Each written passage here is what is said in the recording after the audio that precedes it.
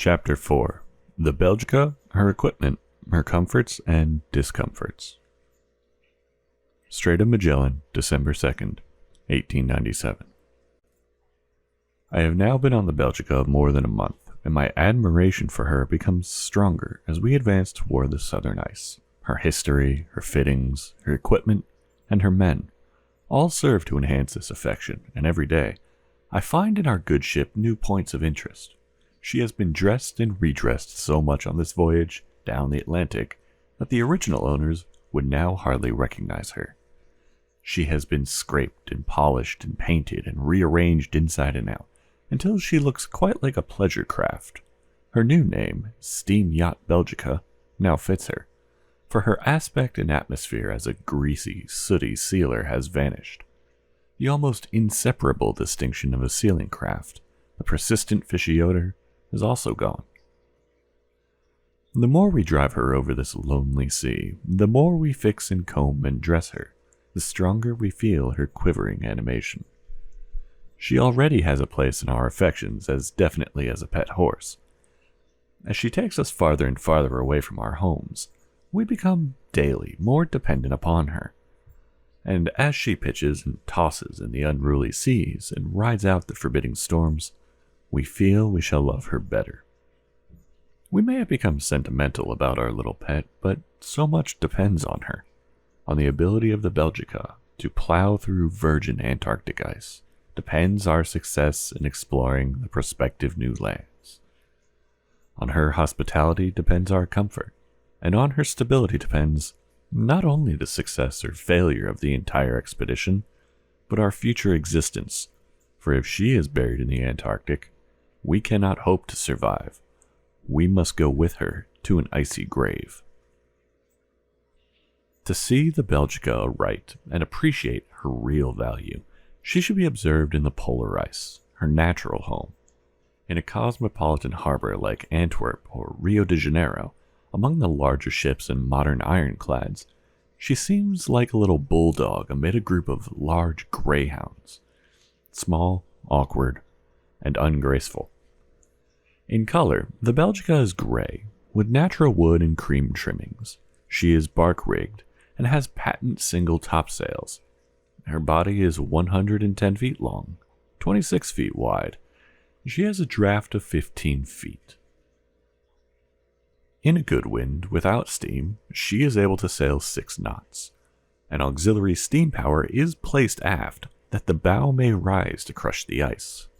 The boiler is new, and the engine has an effective horsepower of 150.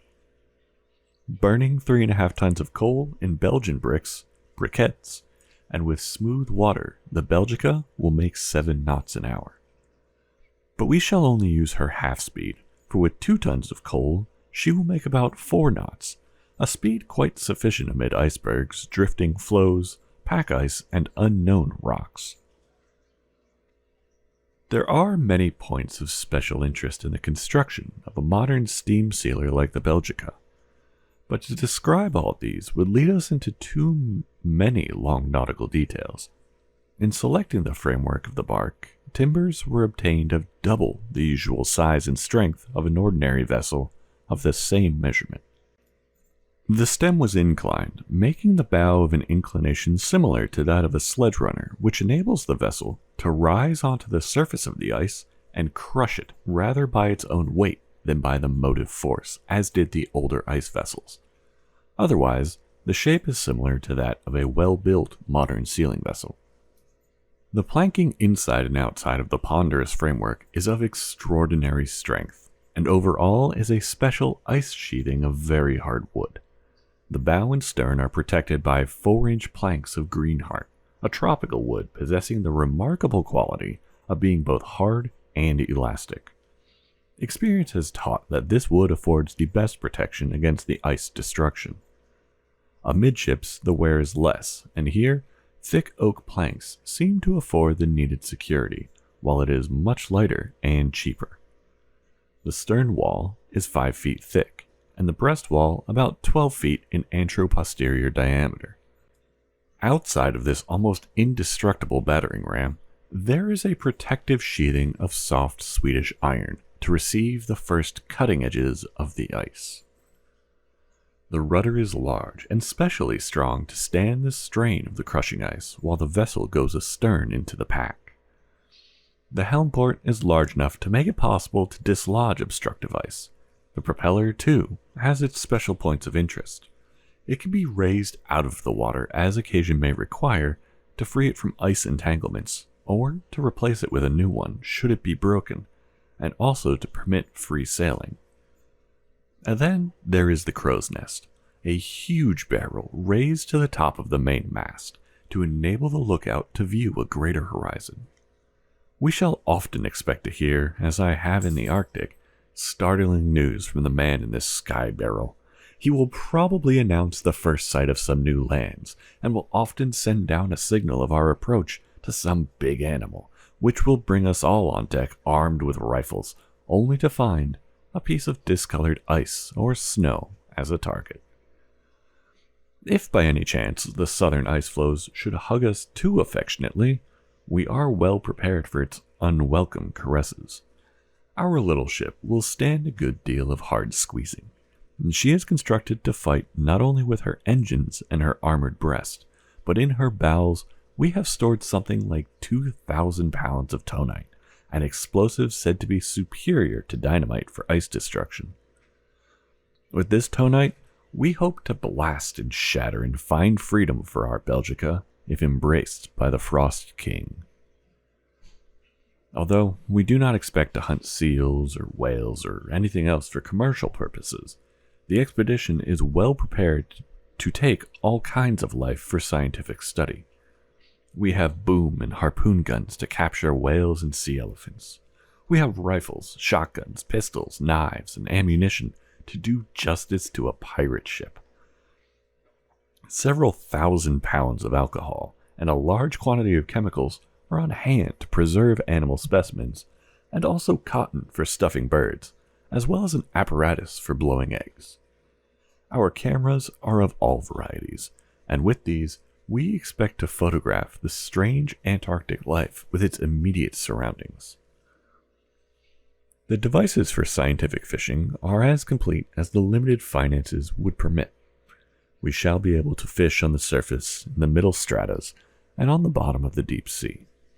We can even scrape the bed of the ocean with huge dredges for low forms of life, and can drop the thermometer down to register the degrees of heat of the invisible homes of these strange creatures.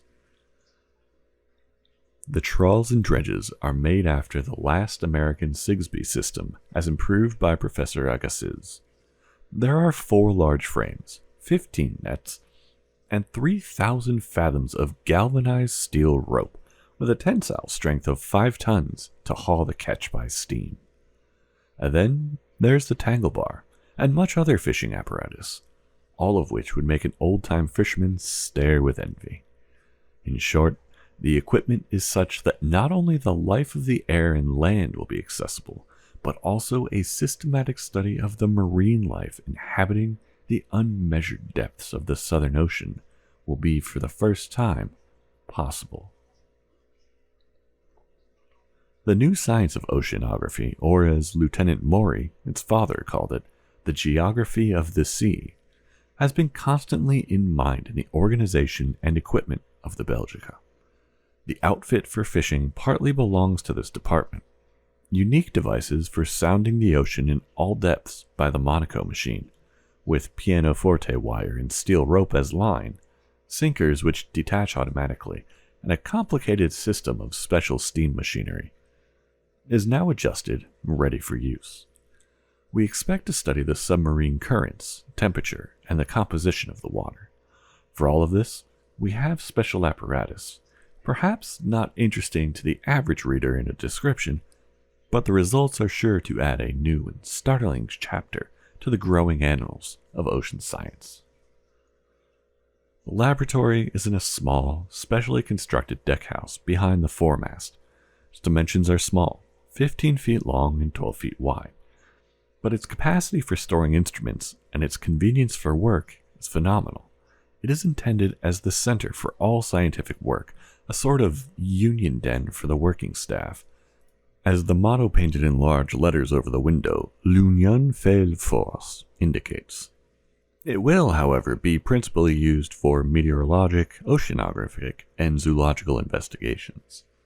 When one first steps into the laboratory, there creeps over one a fear to move, for everything seems a frail meshwork of glass, straight and spiral tubes, glass cylinders, thermometers, barometers, test tubes, bottles, and glass articles, too numerous to mention, are attached to all the available surface on the walls, the shelves, and even the ceiling. At first appearance, one would pronounce the frail fixtures short-lived, and it certainly seems as if a single sharp toss or sudden pitch of the ship would send the whole glassy splendor in fragments to the floor. The vessel, however, has rolled for 3 months on the destructive swell of the Atlantic, and, thanks to carefully planned attachments, very few instruments have been broken, so we have reason to hope from this experience that the ice will not be more injurious. A very complete library is on board. It is a library, like the men, of various tongues, and descriptive of a great variety of subjects. Each department has its technical bibliography. The Commandant and the writer have a general collection of all the Antarctic narratives in all tongues. The captain has a heap of charts and books on navigation. Lieutenant Danko has everything pertaining to terrestrial magnetism. The General Scientific Library is indeed a cosmopolitan collection.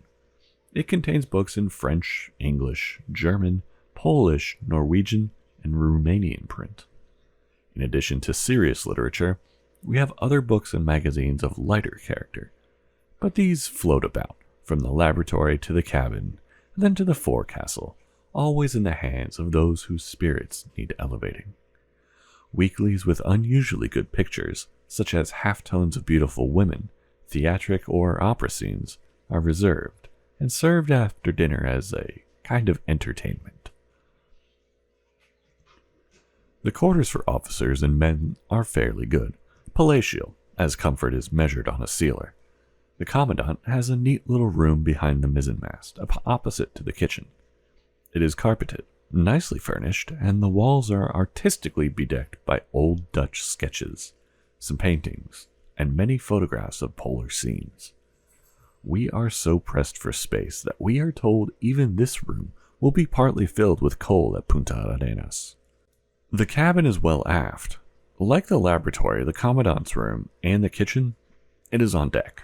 As we enter, to the right of the engines are the berths of the captain and the mates, where they have the soot, steam, and smoke of the engine room to impress upon them the importance of their work. While the noise is such that prolonged sleep is impossible. The cabin is small but full of comfort. It is as if 8 men stood up around a small table, and a box were built around them, the corners and walls and ceiling being lined with books and instruments. It is not a very joyful place in the tropics, but when an endless sea of ice surrounds us, and the wind is blowing, and the decks are covered with snow, then, with steaming food on the table, we shall find its true value. A door through the left of the cabin opens into an aisle, to the side of which are the 4 berths where the devotees of science sleep. The sides are thoughtfully lined with lockers, but every nook, the beds, the ceiling, and at times even the floor, is covered with clothing, instruments, and books. After a storm, it is a sad rivalry and hopeless entanglement. The forecastle occupies the space between decks from the foremast to the stem.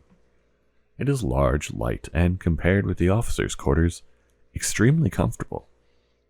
We speak French in the cabin, German and French in the laboratory, and a mixture of English, Norwegian, French, and German in the forecastle. The life and order on board of the Belgica is that of a well-regulated family. Each man has his duties to perform, but he will also be expected to lend a brotherly hand to his companions as occasion may require.